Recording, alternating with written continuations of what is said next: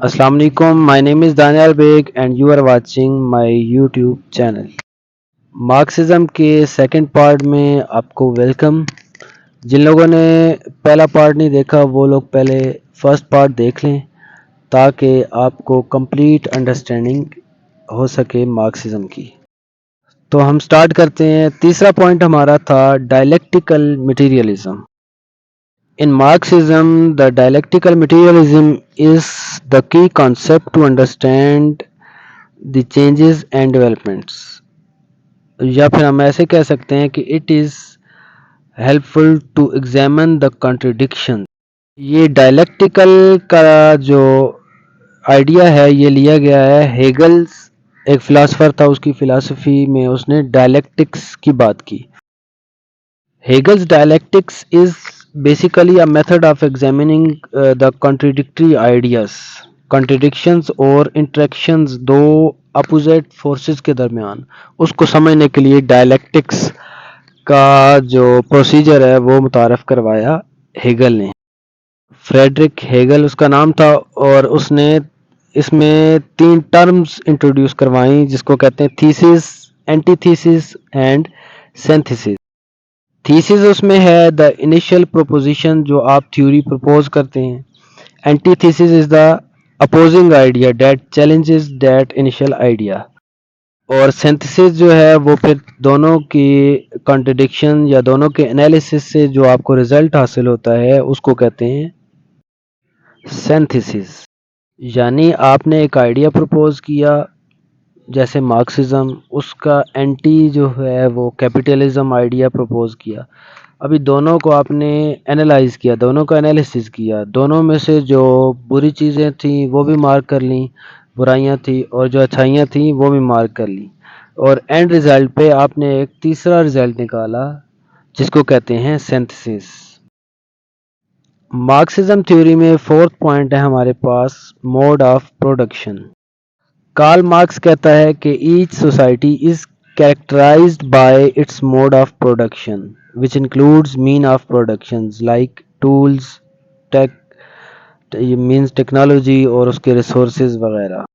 जो सोसाइटी है उसकी पहचान होती है उसके modes of production से और उसके tools of production से। tools of production उसमें क्या आ गए हैं, modes of production उसके resources हैं, टेक्नोलॉजी और टूल्स हैं, और दूसरी चीज़ जो इम्पॉर्टेंट है date who controls these resources. आसान अल्फाज में इसको यूँ समझ लें कि यानी अगर उसको कंट्रोल करने वाले कैपिटलिस्ट होंगे तो वो कैपिटलिस्ट सोसाइटी होगी, और अगर उसको पूरी कम्युनिटी अगर ओन कर रही होगी तो वो फिर क्या होगी, कम्युनिज्म या फिर मार्क्सिस्ट सोसाइटी। अच्छा, 5वां पॉइंट है हमारे पास लेबर थ्योरी ऑफ वैल्यू। इसमें जो मोस्ट इम्पॉर्टेंट चीज़ है ना वो है commodity and the value of commodity. अब कमोडिटी से क्या मुराद है, कार्ल मार्क्स कमोडिटी से मुराद लेता है वो product. Commodity is a product made for the cell to get profit not for the need. यानी कैपिटलिस्ट लोग क्या करते हैं कि जो प्रोडक्ट्स वो बनाते हैं वो फ़ायदा हासिल करने के लिए बनाते हैं, ना कि लोगों की ज़रूरत के लिए।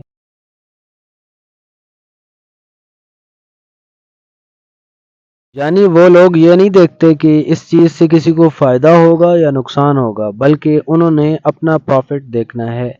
वो अगर डेंजरस या इंजूरियस टू हेल्थ हैं, जैसे लिखा हुआ है सिगरेट के ऊपर भी, लेकिन लोग वो यूज़ करते हैं और वो इंडस्ट्रियां या कैपिटलिस्ट लोग बनाते हैं क्योंकि उन्होंने अपना प्रॉफिट गेन करना है। सो पहला जो क्रिटिसिज्म कार्ल मार्क्स ने किया वो किया कमोडिटी पे, प्रोडक्ट पे। दूसरा जो उसने क्रिटिसिज्म किया वो किया कि the value of commodity is determined by the labour required to produce it. यानी जो उस प्रोडक्ट की वैल्यू है वो इस चीज़ पे इन्हिसार करती है, उसकी प्राइस, उसकी वैल्यू, कि कितनी ज़्यादा लेबर लगेगी उसको बनाने के लिए। अब यहाँ पे कार्ल मार्क्स اس چیز پہ کرٹیسائز کرتا ہے کیپٹلزم کو یا کیپٹلسٹ لوگوں کو، سوسائٹی کو، کہ وہ لوگ ورکرز کو کم پے کرتے ہیں، لو ویجز پے کرتے ہیں، اور جو سرپلس ویلیو ہے وہ فیوڈل لوگ خود ہضم کر لیتے ہیں۔ اس طرح وہ ایکسپلائٹ کرتے ہیں ورکرز کو، جن کو کہتے ہیں پرولیٹیرینٹ۔ چھٹا پوائنٹ ہمارے پاس آ جاتا ہے کیپٹلزم اینڈ ایکسپلائٹیشن۔ سوری، یہاں پہ ایکسپلائٹیشن کی جگہ ایکسپوزیشن لکھا ہوا ہے، اس کو درست کر لیں۔ ایکسپلائٹیشن ہے EXPLOITATION، ایکسپلائٹ سے نکلا ہے ایکسپلائٹیشن۔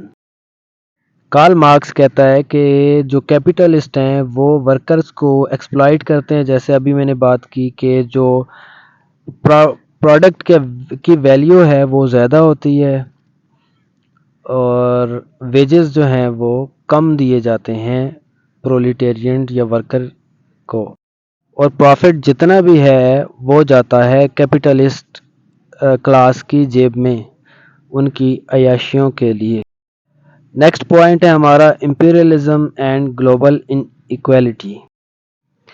اس سے مراد یہ ہے کہ کارل مارکس کہتا ہے کہ جو اس طرح کا سلوک ہے جب ویجز کم دیے جاتے ہیں اور اس سے کلاس ڈفرینسز پیدا ہوتے ہیں، گلوبل انیکویلٹی پیدا ہوتی ہے، which leads to the imperialism۔ Imperialism کیا ہے کہ بائی فورس کسی کی ٹیریٹری پہ قبضہ کر لینا، وہاں کے لوگوں کو اپنا غلام بنا لینا اور ان سے اپنی مرضی کے کام کروانا، یعنی ان کو اپنا غلام بنا لینا۔ نیکسٹ پوائنٹ ہے ہمارا ایلینیشن۔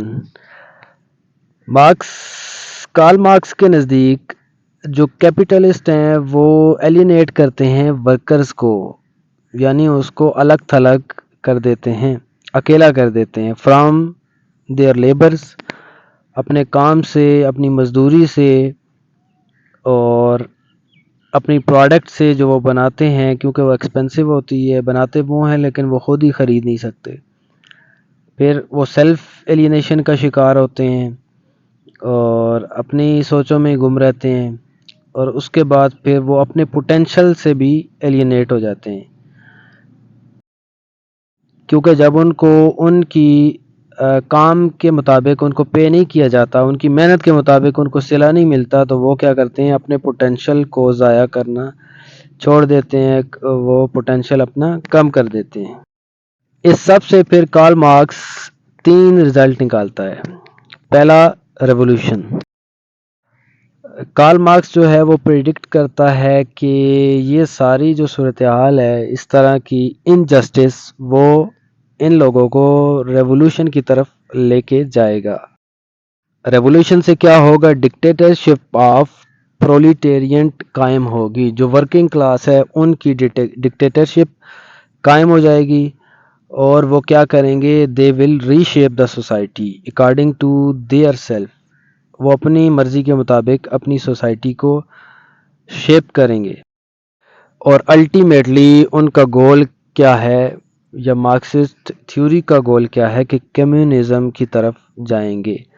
الٹیمیٹ گول ان کا ہوگا کہ سوسائٹی میں کمیونزم قائم ہو جائے گا، جہاں پہ کوئی انیکویلٹی نہیں ہوگی، کلاس لیسنس نہیں ہوگی، کلاسز نہیں ہوگی، کلاس سسٹم نہیں ہوگا، ایکسپلائٹیشن نہیں ہوگی، اور ڈیموکریسی ہوگی۔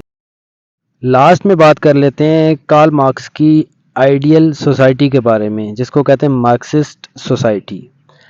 کارل مارکس کے نزدیک جو آئیڈیل سوسائٹی ہے وہ کون سی ہے، جس میں کلاس لیسنس ہو، کوئی سوشل کلاس نہ ہو، اکنامک انیکویلٹی نہ ہو۔ اس کے بعد اسٹیٹ لیسنس سے کیا مراد ہے، اس سے مراد یہ ہے کہ ایک سینٹرلائزڈ اسٹیٹ یا گورنمنٹ ہو جس کا بہت منیمم رول ہو اور جو گورننس بیسڈ ہو، یعنی کہ اسٹیٹ کا رول صرف گورننس قائم کرنا، رولز اینڈ ریگولیشنز قائم کرنا، پرنسپلز قائم کرنا ہے، نہ کہ ان کے ریسورسز پہ قابو پانا یا قابض ہونا۔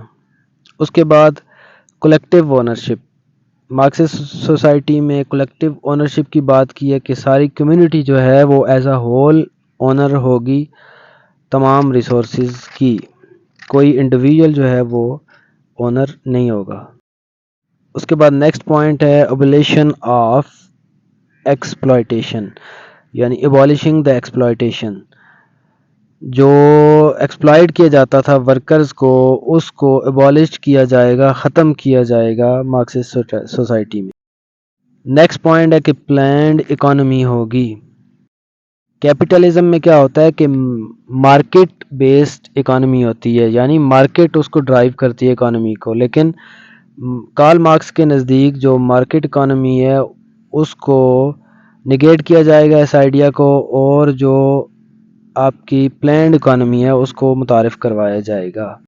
لاسٹ میں کارل مارکس کہتا ہے کہ پھر جو ڈیموکریسی ہے وہ ڈائریکٹ ڈیموکریسی ہوگی، نہ کہ ریپریزنٹیٹیو والی ڈیموکریسی، جو پاکستان میں ہے کہ ریپریزنٹیٹیو جاتے ہیں، یا انڈیا میں بھی یہی ڈیموکریسی چلتی ہے، تو یہ نہیں ہوگی، بلکہ لوگ ڈائریکٹ ڈیموکریسی کے ذریعے خود پاور میں ہوں گے، یعنی جو فیصلے ہیں وہ عوام کرے گی، نہ کہ ایک پارلیمنٹ یا ایک مختلف مقننہ۔